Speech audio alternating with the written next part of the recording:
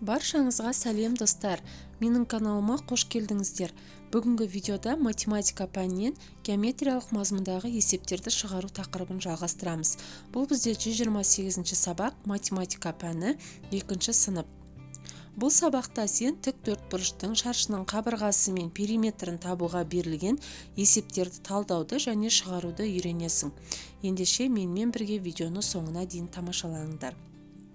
Бірінші тапсырма: суретке қара, теңізге дейінгі жолдың әртүрлі бағытын ойластыр, оның ұзындығын жаз, гүлзарларға қара, олардың периметрін тап. Енді мына жерде мынандай алаң берілген, алаңда үш жағында үш түрлі бала тұр. Осы балалардың әрқайсысы мына теңізге баратын жолының мүмкін болатын жаңағы нелерін жасаймыз, бағыттарын жасаймыз әртүрлі. Енді ол балалар әртүрлі болуы мүмкін сендер тағы бір басқаша бағыттарын табулары мүмкін, бірақ мен тек қана үлгісін көрсетемін. Мына жерде тағы бір екі бағыттары болуы мүмкін, қазір мен көрсетпегеннен басқа. Ендеше кеттік. Бірінші тапсырма. Қараңдар, мына жерде қыз баланы қараймыз. Бірінші қыз баланы алып қарастырайық. Қыз бала бірінші 10 метр дейді, ең қысқа жолмен бару мүмкін. Одан кейін 30 метр бір жүріп, 10 метр бір жүріп, 40 метр жол жүріп, барлығы тағы бір бару мүмкін. Бұл тағы бір бағыты. Келесі бағыты 30 метр, 20 метр, 15 метр, барлығы 65 метр жүріп, бұл тағы бір варианты. Келесі 5 метр, 64 метр, 35 метр, 10 метр жүріп, тағы бір бару мүмкін. Келесі 5 метр, 64 метр, 50 метр, 15 метр, 134 метр. Барлығы 134 метр жол жүріп, тағы бір бару мүмкін. Енді бұл мен шектелмейді. Бұның тағы да бір жолдары бар, тағы да бір екі жолдары бар. Ол мүлдем басқашалау жолдары. Яғни осылай келеді, осылай арғартай жалғастырсаңдар болады. Тағы да бір екі жолы бар осы жерде. Енді оны өздерің жалғастырып көріңдер. Енді қанша дегенмен балалар, сендер уже 2-ші сыныпты аяқтадыңдар, көп білім алдыңдар, сендер енді көп нәрсені білесіңдер, 3-ші сыныпқа таяу жақын қалдыңдар. Яғни енді сендер қараңдар, сендер осы кезде көп ойланып, мынандай оңай есептерді шығаруға сендер қабілеттерің жетеді. Енді қараңдар, мен бастап жазып бердім. Арғартай тағы да бір екі вариантын өздерің тауып жазып көріңдер осы жерден. Келесі 2-ші баланда дәл солай көрсетемін. Қараңдар, 50 метр қосу 15 метр дейді. Бір жолы бұл. Арғартай 35 метр қосу 10 метр, 45 метр, 2-ші жолы. 3-ші жолы 35 метр қосу 20 метр қосу 15 метр, тең 70 метр. 3-ші жолы. Арғарай 50 метр қосу 20 метр қосу 10 метр, бұл 80 метр. Келесі 64 метр қосу 5 метр қосу 10 метр. Барлығы 79 метр жүріп, тағы бір жолы. 35 метр қосу 30 метр қосу 10 метр, тең 75 метр, бұл тағы бір жолы. Келесі 64 метр қосу 5 метр қосу 30 метр қосу 10 метр, тең барлығы 109 метр. Бұл 2-ші баланың жол жүрісі. Енді бұл жерде де тағы да бір екі мысал үшін варианттар болуы мүмкін, тағы да бір екі варианттар болуы мүмкін. Сендер соны тауып жазып көріңдер өздерің. Тағы да қалай жүргізбей қалдық бұл балаларды біз. Келесі 3-ші балаға қараймыз. Енді 3-ші балада да дәл солай. Ең қысқа жолмен 15 метр біріншісі, одан кейін 20 қосу 10 метр, 30 метр. Ары қарай 20, 30, 10, барлығы 60 метр. Келесі 50, 35 қосу 10, тең 90 метр. Келесі 50 метр қосу 35 метр қосу 30 метр қосу 10 метр, барлығы 125 метр. Келесі 50 метр қосу 64 метр қосу 5 метр қосу 10 метр, барлығы 129 метр. Енді бұл да барлығы емес, бұл баланың жол жүрісінің барлығы емес. Яғни бұдан да басқа тағы да болуы мүмкін, тағы да бір екі варианты бар. Сендер соны ойланып тауып көрсеңдер болады. Келесі балалар, келесі тапсырмамыз бізде. Енді қараңдар, Енді бізге мына екі гүлзардың периметрін табуымыз керек. Бірінші гүлзардың ені 4 метр, ұзындығы 5 метр екен. Оны табу үшін міне 4 метр, 5 метр, 4 метр қосу 5 метр, қосу 4 метр, қосу 5 метр, тең 18 метр, периметр 18 метр екен. Мен осы формулаға салып шығардым бүгін. Екіншісі ені 3 метр, ұзындығы 7 метр болғандықтан, бұның периметрі 20 метр екен. Міне бұл есеп осылай шығады. Келесі екінші тапсырма, есептер құрастырып оларды шығар дейді. Міне қараңдар, бірінші сурет 7 сантиметр, ұзындығы периметрі белгілі, ені белгісіз. Яғни А 7 сантиметр, Б белгісіз, периметрі 20 сантиметр. Оны табу үшін, бұны табу үшін периметрді 2-ке бөлеміз, одан А-ны азайтамыз. Периметр тең 20, Б тең 20 сантиметр бөлінген 2 азайту 7 сантиметр тең 3 сантиметр. Б қабырғасы 3 сантиметр екен. Жауабы тіктөртбұрыштың ені 3 сантиметр. Келесі мынау шаршы 3 сантиметр барлық қабырғалары, бұл жерде периметр белгісіз екен. Оны табу үшін периметр 4-ке көбейтеміз.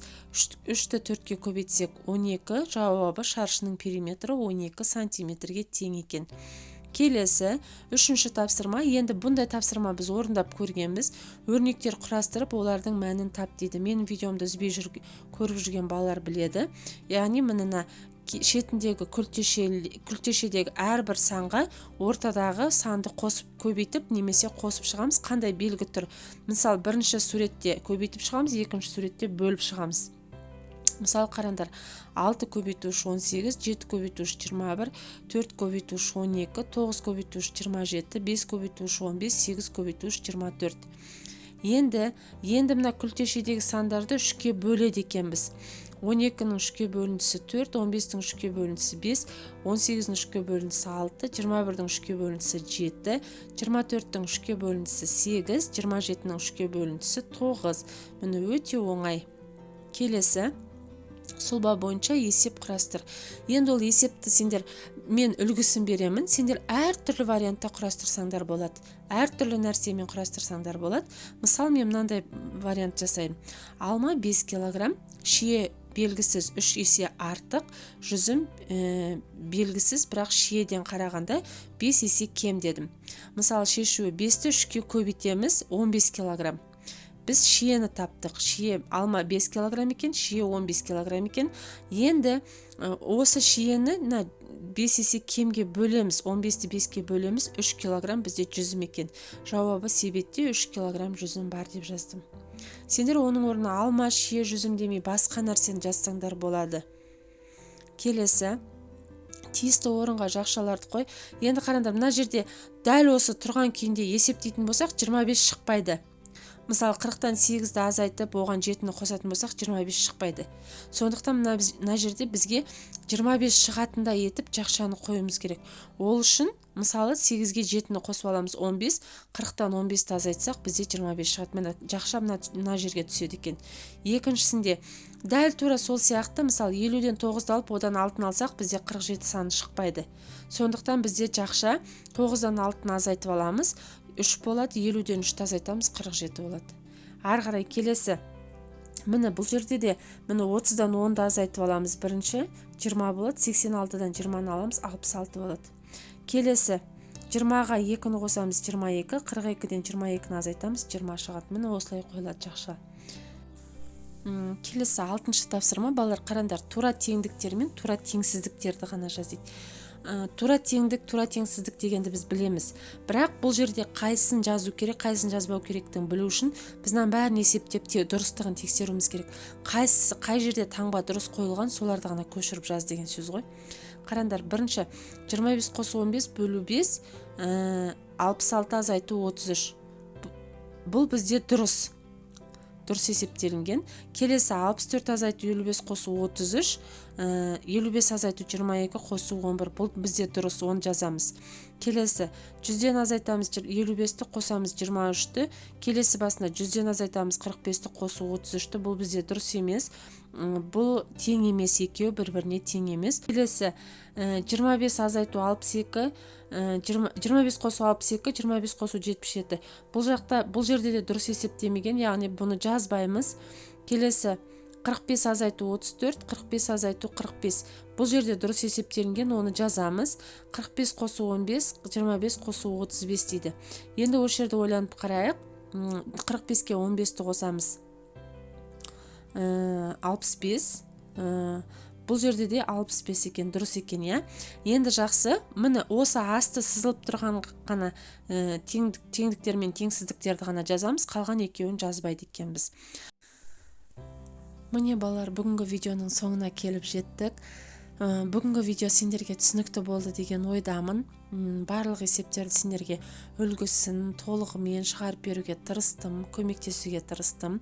Бірінші есепке келетін болсақ, ол жерде мен сендерге толығымен орындап бермей, сендердің өздеріңе тағы да бір-екі жолын тапсын деген себебі ол өте қызық. Сендер ертеңгі видеоларда біз енді логикалық тапсырмаларға көшетін боламыз. Соған дайындық ретінде десеңдер болады. Өздерің ойланып, тағы бір-екі жолын тауып көрсеңдер болады.